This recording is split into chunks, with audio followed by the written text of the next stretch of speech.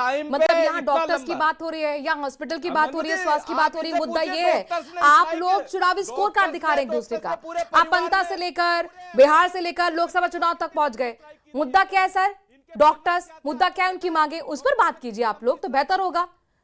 मतलब जनता भी हंस रही होगी, दर्शक भी हंस रहे होंगे कि कहां की बात कहां लेकर चले गए आप अंता और बिहार गिना रहे हैं। कांग्रेस को समझ में नहीं आएगी।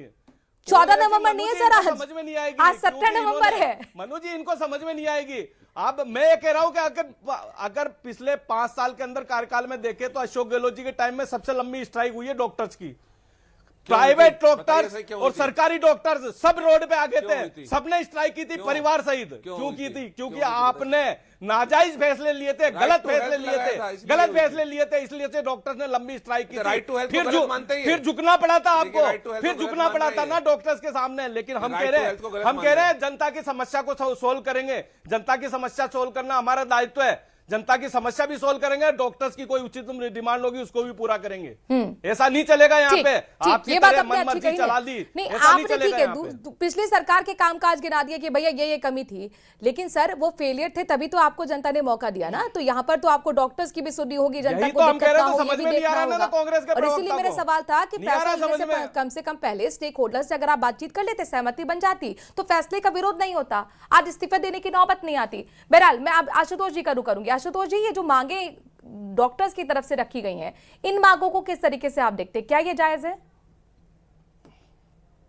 देखिए मनोज जी, पहले हमको एक बार राज्य का और देश का एक बार स्वास्थ्य स्ट्रक्चर देखना पड़ेगा कि राज्य का और देश का स्वास्थ्य स्ट्रक्चर क्या है, कितने डॉक्टरों की व्यवस्था है। अगर देश भर के आंकड़े की बात करें तो शायद हर 800 आदमियों पर एक डॉक्टर की व्यवस्था है, लेकिन राजस्थान की बात करें तो यह आंकड़ा लगभग 1600 से ज्यादा है। यहाँ 1600 से ज्यादा व्यक्ति पर एक डॉक्टर है।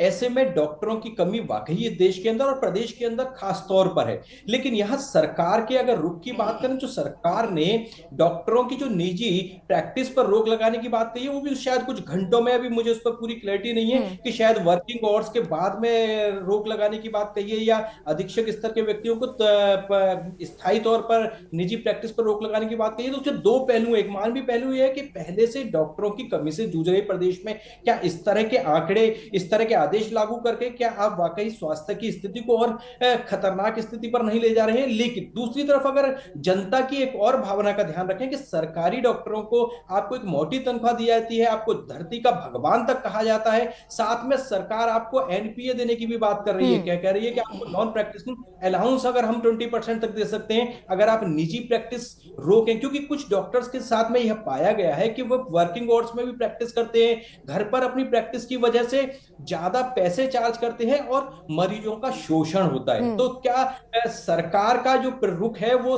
वाकई जन भावनाओं के अनुरूप है या डॉक्टरों की अपनी जो पहले से कमी से जो राज्य जूझ रहा है? आशुतोष जी, यही तो मेरा सवाल था कि ये भी दोनों चीजें देखने अब आप सोचिए अधीक्षक जैसा पद कितना जिम्मेदारी वाला पद होता है, जिसमें आपको व्यवस्था बनानी पड़ती है। भाई कितने डॉक्टर्स हैं, कहीं कमी पेशी तो नहीं रह गई है, कितने बेड हैं।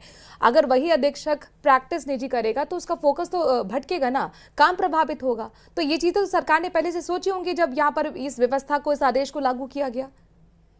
बिल्कुल बिल्कुल, मुझे लगता है कि शायद सरकार ने ही सोचा होगा। देखिए देश भर में राजस्थान पहला ऐसा राज्य नहीं है जिसने इस तरह की रोक लगाने की बात कही। छत्तीसगढ़ में पहले से इस तरह की रोक है, केरला में 2009 से पहले से इस तरह की रोक है कि आप जो सरकारी डॉक्टर हैं वो निजी प्रैक्टिस नहीं कर सकते हैं। तो देश भर के कई राज्यों में, उत्तर प्रदेश में भी हाई कोर्ट ने कहा है कि सरकार एक ऐसी पॉलिसी बनाए जिसमें सरकारी डॉक्टरों को निजी प्रैक्टिस करने से रोका जाए, क्योंकि काम का वर्डन हम निश्चित तौर पर इस तरह की सरकारी डॉक्टर्स की व्यवस्था है। क्योंकि जो मैंने 1600 का आंकड़ा भी दिया है उसमें प्राइवेट डॉक्टरों को मिलाकर के हमको पर पर्सन 1600 पर एक डॉक्टर मिल रहा है। ऐसे में सरकारी डॉक्टरों पर पहले से बहुत वर्कलोड है। बिल्कुल, और दूसरे राज्यों में इस तरीके की पहले से बैन लगे हुए हैं। लेकिन डॉक्टर धीरज जैव जो कि आरएमसीटीए के अध्यक्ष हैं, मैं उनका इंतजार कर रही हूँ, शायद बेहतर तरीके से बता पाते हैं कि भैया ये अगर विरोध है निजी प्रैक्टिस का तो फिर उसका आधार क्या है, क्योंकि काम प्रभावित ना हो ये सरकार की भी जिम्मेदारी है। लेकिन यहाँ पर सुरेश जी मुझे आप ये बताइए, जब ये आप लोगों ने आदेश दिया होगा तो जाहिर तौर पर इस चीज पर जरूर इस पहलू को ध्यान में रखा होगा, जिस तरह से एसएमएस हॉस्पिटल में अग्निकांड हुआ था और बड़े बड़े जिम्मेदार पद पर किस तरीके का वहां पे काम एक लैक मिला, उसका एक बड़ा कारण बना, ये रिपोर्ट में भी सामने आया है। लेकिन अब जब विरोध हो चुका है डॉक्टर्स की तरफ से, तो आगे आपके पास क्या ऑप्शंस है, क्या सरकार करने जा रही है? देखिए मनु जी, आपने बहुत सही क्वेश्चन किया है कि भाई एसएमएस हॉस्पिटल के अंदर अग्निकांड हुआ था। ये सब चीजों को ध्यान में रखते हुए अगर मान लो अगर सरकार ने कोई डिसीजन लिया तो डॉक्टर्स को हमारी हेल्प करनी चाहिए। अगर निजी प्रैक्टिस करके अगर मान लो आउटडोर में आप अपना काम कर रहे हो या आप जो एडमिनिस्ट्रेटिव वर्क है वो काम कर रहे हो तो वो जनता को राहत मिलेगी। फिर भी हम ये कह रहे हैं कि अगर डॉक्टर्स की कोई समस्या है तो आके बैठिए, बातचीत करिए, अगर कोई उसका समाधान निकलता है तो निकालेंगे उसका समाधान। लेकिन हमारे लिए डॉक्टर्स के साथ साथ जनता भी सर्वोपरि है, मरीज भी हमारे लिए सर्वोपरि है। हमारे लिए मरीज भी सर्वोपरि है कि मरीज इधर उधर भटके नहीं, मरीज परेशान नहीं हो।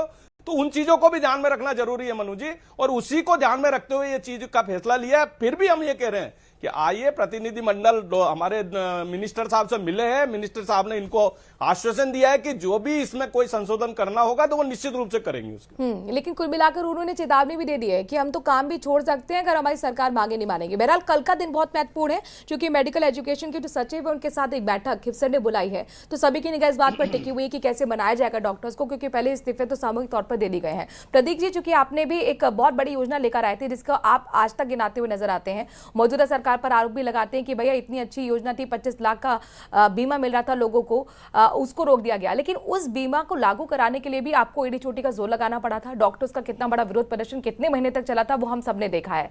तो ऐसे में अब सरकार, विपक्ष के तौर पर सरकार को क्या सुझाव देना चाहेंगे?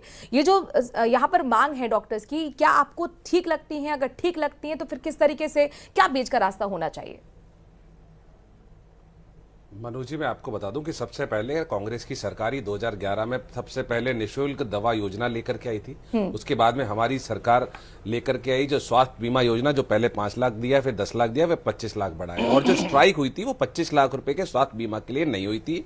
मैं आपकी जानकारी बढ़ा देता हूं, जब हम RTH लागू किया था, राइट टू हेल्थ, उसके कुछ पॉइंट्स को लेकर के जो प्राइवेट संस्थानें थी और कुछ डॉक्टर थे उनको ये आपत्ति थी और स्ट्राइक हुई थी। उसके बाद में हम उनके साथ बैठे और आम जनता की भलाई के लिए हमने वो RTH लागू किया था। उसके बाद में हमने ये उनसे बात करके ये किया कि धीरे धीरे 2-3 चरणों में उसको लागू करेंगे। उसके बाद में वो सहमति बन गई थी।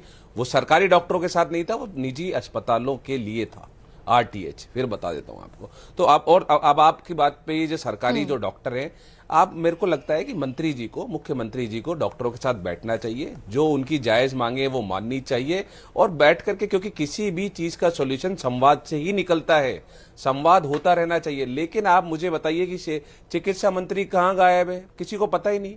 मैं आज ही की घटना बता रहा हूं, आज के अखबार में आज छपी है, सीकर के अंदर सरकारी अस्पताल में एक व्यक्ति महिला वार्ड के अंदर बंदूक लेकर के घुस जाता है, कोई सुरक्षा नहीं है। SMS के अंदर आपने देखा, दवाइयों। डॉक्टर धीरज जैफ जुड़ गए हमारे साथ, काफी देर से मैं उनका इंतजार कर रही थी। RMCTA के अध्यक्ष है। बहुत बहुत स्वागत डॉक्टर धीरज जी। चूंकि आपका एक डेलीगेशन पहुंचा भी था खिफसर से मुलाकात करने के लिए, चिकित्सा मंत्री से आपने बातचीत भी की है, क्या रहा आज की बैठक में? साथ ही मुझे ये बताइए कि आपका विरोध किस चीज को लेकर है? देखिए, जो भी चिकित्सा शिक्षा ग्रुप 1 में एक सर्कुलर जो आया हमारे वहां, कि जो मेडिकल सुपरिटेंडेंट और प्रिंसिपल्स होते हैं उनके उन्होंने निर्धारण किया है कि वो, उनका एक्सपीरियंस होना चाहिए, 3 साल ADP रहने चाहिए, सुपरिटेंडेंट रहना चाहिए, तब जाके वो प्रिंसिपल के लिए अप्लाई करेंगे। और एक एज रखा उन्होंने, 57 क्राइटेरिया एज का रखा। 57 से अबव वाले उसमें आप भाग नहीं ले सकते। जब रिटायरमेंट एज 65 है, प्रशासनिक पदों में 62 दे रखा है, NMC के हिसाब से 70 साल आप काम कर सकते हैं, तो 57 की एज कहां से आ गई? कोई प्रशासनिक अपना अनुभव चाहता है, सुपरिटेंडेंट बनना चाहता है, प्रिंसिपल बनना चाहता है, तो क्यों नहीं अप्लाई करे? वो 57 की एज कहां से आ गई?